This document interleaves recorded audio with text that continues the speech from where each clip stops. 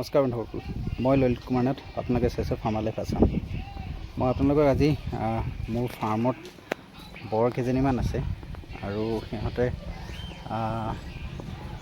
বয়সটো কৈ দিওঁ। এজনী 4 দাঁত হৈছে আৰু এবাৰো প্ৰেগনেণ্ট হোৱা নাই, কাৰণ যিখন ফাৰ্মত আছিলে সেইখন ফাৰ্মত মেলটোৱে নাছিলে। মেলটো কিবা এটা কাৰণত ঢুকাই গ'ল। তো আৰু চাওক, কালাৰ কম্বিনেশ্যনটো চাই আৰু লগতে কাণৰ কোৱালিটি আৰু লগতে মুখৰ ৰমন ৰেঞ্জটো, তাৰ মুখৰ যিটো মানে সেইটো চালে আপুনি গম পাই যাব কি কোৱালিটি হয়। তাৰপিছত এজনী আছে, এজনী অলপমান কম বয়সৰ হয়, এজনী 8-9 মাহৰ পোৱালি হয় আৰু তাই 45 কেজিমান ৱেইট আছে, 45 কেজি ৱেইট হ'ব। এজনী আপোনাৰ 65 to 70 কেজি ৱেইট হয়। তাই 4 দাঁত হয়। তো তাৰ বাপেকৰ কথা ক'ব গ'লে, মাকৰ ব্লাড লাইনটো ক'ব গ'লে কৃষ্ণা ডটাৰ হয়। মাকৰ ব্লাড লাইনটো গোটেইকেইজনী কৃষ্ণা ডটাৰে একেটা ফেমিলিয়ে হয়। আৰু বাপেকৰ লাইনটো ক'ব গ'লে বাপেক বুলেট লাইনৰ হয়। MD genetics bullet line import ফুল ব্লাড লাইন তাৰ বাপেক হয়।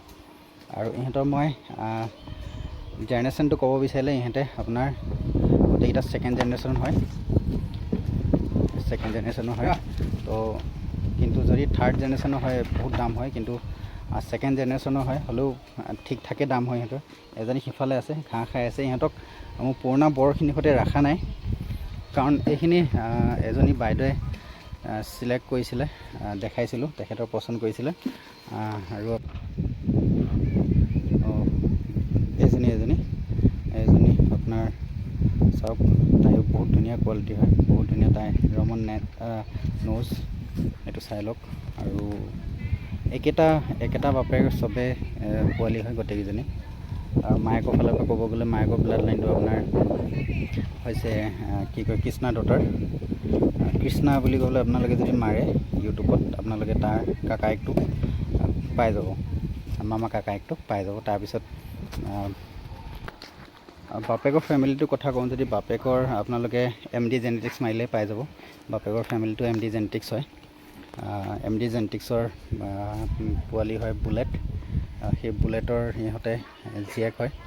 তো আপোনালোকে সেইটো পাই যাব, আপোনালোকে নেটত চালেই হ'ল, ইউটিউবত চালেই হ'ল, পাই যাব। বাকী আজি ভিডিঅ'টো ইমানখিনি।